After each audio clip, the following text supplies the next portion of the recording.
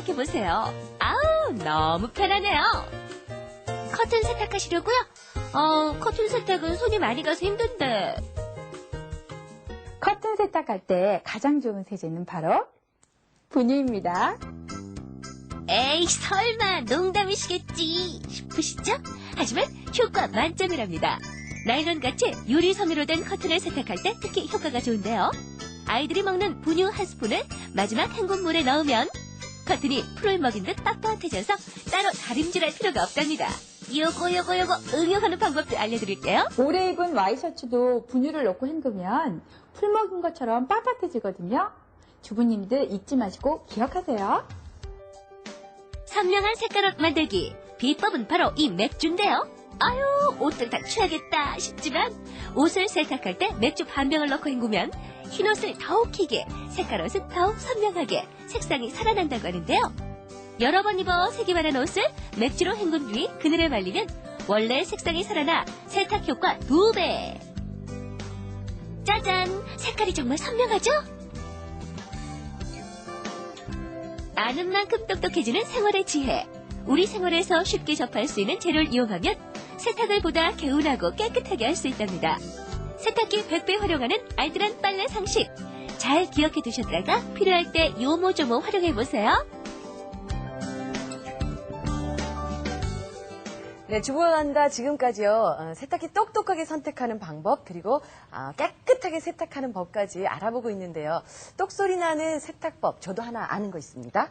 아니, 뭘 또 이렇게 또 준비를 다 하셨어요? 살림의 여왕 되시려고 그런 거 아니에요? 네. 몇 번을 빨아도 심지어는 삶기까지 해도 이 지워지지 않는 그런 찌든 때 경우 물 1리터예요. 소금 한 숟가락 정도 넣고 푹푹 삶아주면 아주 효과가 만점이라고 합니다. 기름때마저도 깨끗하게 없어진대요. 저도 하나 아는 거 있습니다. 이 남성분들 사회생활 하시다 보면 정말 부탁이하지 않는 그런 상황에서 여성분들의 립스틱이 좀 묻는 그런 경우가 있거든요. 그런 경우에는요, 물파스를 쫙 발라서 립스틱 부위에 발라서 세탁을 하면 그게 또 효과가 아주 그냥 그만이라고 합니다. 그래요? 네. 여자친구? 아니, 얼마 전에 결혼하셨고. 아니. 부인과 아주 친하신가 그러니까 봐요. 부득이하게 그런 경우가 생길 경우에. 특이하게요. 그렇죠. 네.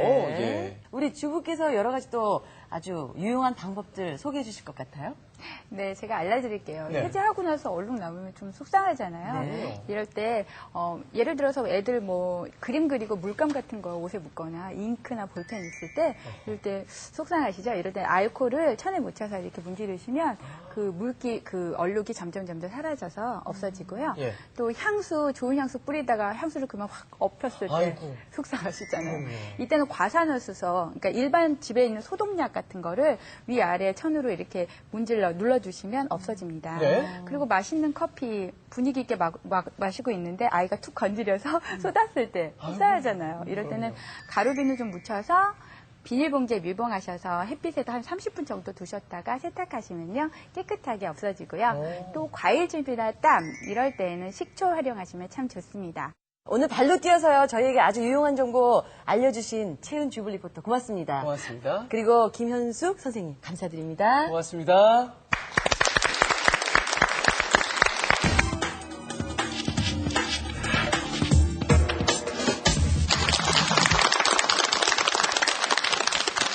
네, 이번에는 돈이 보이는 수요일 코너가 기다리고 있습니다. 자, 바로 돈이 보이는 특강인데요. 연말, 아니 지금부터 당장 준비를 해야 합니다. 직장인이라면 누구나 말이에요. 어허, 그렇죠. 그 사실 저도 언뜻 지금 맞다 하는 생각이 드는데요. 이게 귀찮아서 차일피일 미루게 되다 보면 꼭 나중에 가서 후회하던 일이 바로 이 일이에요. 네. 저희가 이렇게 말씀을 드릴 게 아니라 빨리 오늘의 이 특강 선생님을 좀 모셔야 될 것 같습니다. 김우정 선생님 나와주세요. 어서 오세요. 안녕하세요.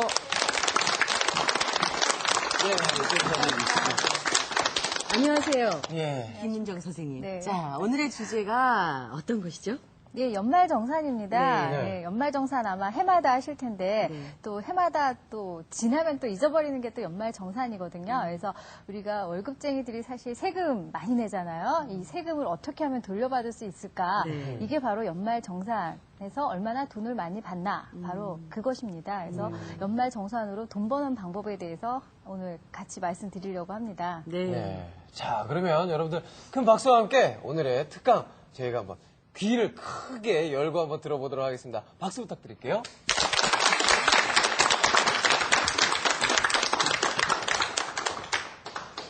올해가 지금 며칠이죠? 11월 달이잖아요. 예, 1년에 6분의 5가 지났다라고 생각하지 마시고 아직도 6분의 1이 남았다라고 생각을 하시고 연말정산을 준비하시면 되겠습니다. 근데 소득공제 많이 들어보셨죠? 네. 예, 근데 소득공제 많이 들어보셨고 혹시 해보셨나요? 소득공제요? 예, 글쎄요. 준비를. 제가 뭐 공제 조금 뭐 받아보긴 했습니다. 예. 그래도 받아보기라도 했으니까 다행이네요. 그렇죠? 아마 못 찾아보신 분이 많을 텐데요. 그 소득공제는 이제 월급이 높아질수록, 즉 월급을 많이 받을수록 굉장히 중요합니다. 왜냐하면 이 표에서 보듯이 1,000만 원 미만인 경우에는 세금을 8.8%를 내거든요.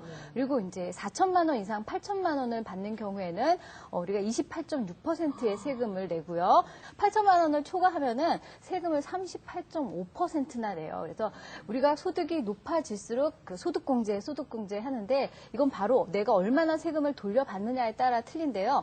혹시 이제 300만 원에 지금 돈이 있다 할 경우에 소득공제를 받는다. 그러면은 자기의 연봉이 어느 정도냐에 따라서 돌려받는 세액이 틀립니다. 그래서 가령 그 각종 공제를 빼고 나머지 그 급여 소득이 한 1,000만 원, 연봉 1,000만 원인 경우에는 300만 원 소득공제 받으시면은 한 26만 원 정도 돌려받을 수가 있어요. 우리 만 원도 큰데 26만 원 굉장히 크잖아요. 지금 같은 저금리 시대에. 근데 우리가 8천만 원 초과되는 직장인들이 네. 300만 원을 투자를 해서 소득공제를 받는다면 얼마나 받을까요? 아까 제가 세율은 말씀을 드렸으니까 미루어 짐작하신 대로 115만 원이나 받습니다. 이야. 300만 원 투자해서 세금을 한 100만 원 정도 돌려받으시고 또 거기에 또 그 해당하는 이자까지 받으실 수가 있기 때문에 굉장히 짭짤한 그런 투자 방법이거든요. 그래서 그 놓치지 마시고 채널 고정하시고 지금부터 들으시면 참 좋을 것 같습니다. 근데 우리가 준비할 수 있는 소득 공제가 사실은 이제 그 근로소득자가 좀 그 광범위하게 좀 소득공제를 준비하실 수가 있는데요. 우리가 소득공제를 나눌 때는 인적공제, 그리고 연금보험료 공제, 그리고 특별공제, 그리고 기타 소득공제가 있는데 기본적으로 인적공제는 알아두셔야지 되는데요. 인적공제를 굉장히 많은 분들이 연말정산하실 때 놓치는 경우가 많으세요. 근데 인적공제를 하실 때는 가장 먼저 해당하는 사람의 나이가 몇 살인지 나이를 주의를 하셔야지 되고요. 그분의 소득이 얼마나 되는지, 그래서 소득이 100만 원 이상이면은 사실 소득공제는 받으실 수가 없습니다. 근데 여기서 100만 원이라고 해서 1년에 조금 틈틈이 아르바이트해서 우리 부인이 100만 원씩 아르바이트해서 돈을 받는데 이거 소득공제 못 받는 거 아니야. 그거는 오해시고요. 한 700만 원 정도까지 소득이 있으시면 각종 공제를 빼면은 그 총소득 100만 원이 안 넘거든요. 그래서 1년간 번 돈이 한 700만 원 미만이다 할 경우에는 걱정하지 마시고 인적공제를 꼭 신청하셔야지 됩니다. 근데 우리 대부분 이제 자기 직계 가족은 소득공제 된다고 많이 생각하시잖아요. 근데 우리 동생 어때요? 동생은 소득공제 받을 수 있을까요? 없을까요? 어떠세요? 결혼을 한 후면은 좀 어렵지 않나요? 아니면 뭐 부모가 돌아가셔서 제가 걔를 양육을 해야 된다는 겁니까? 예, 상황에 따라 네. 그때 다릅니다. 제가 처음에 인적공제를 받을 때 주의하라는 게 나이 그리고 소득 금액인데 동생이라고 하더라도 만 20세 미만인 경우나 아니면 남자인 경우에는 만 60세 이상, 여자인 경우에 만